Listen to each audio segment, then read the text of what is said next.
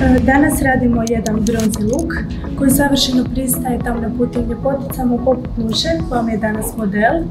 Krenut ću prvo sa pripremom kože, a onda ću preći na sjenčanje očiju.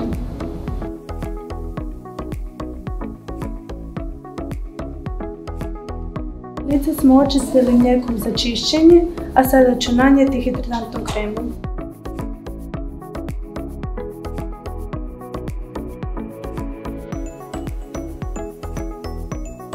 Na same kapke nanosim korektor, kojim je baza frizano sjenčanje.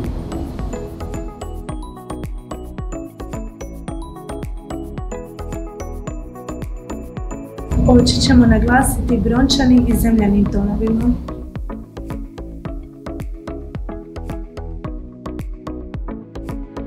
Sami kraj oka zatamnit ću mat s međim sjenilima.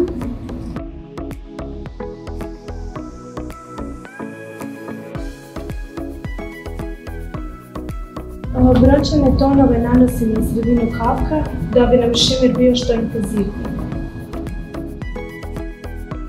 Korijen trepavice tamnit ću mat crnim sjenilom.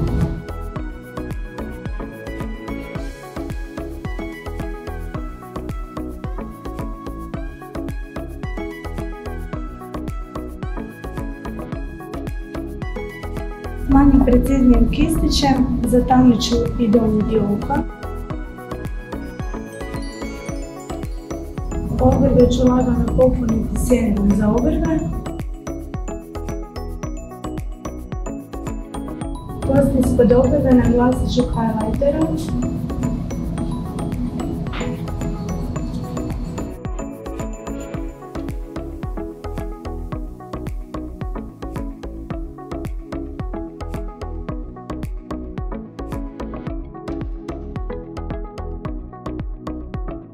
Prethodno smo napravili laganu podlogu, sada ćemo lice zatopliti bronzerom u kamenu.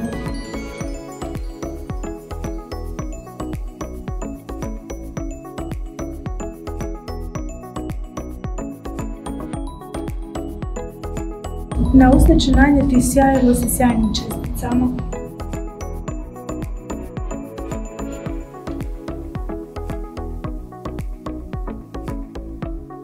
Za ovaj luk zasjajit ću sama ramena tekućim bronzerom.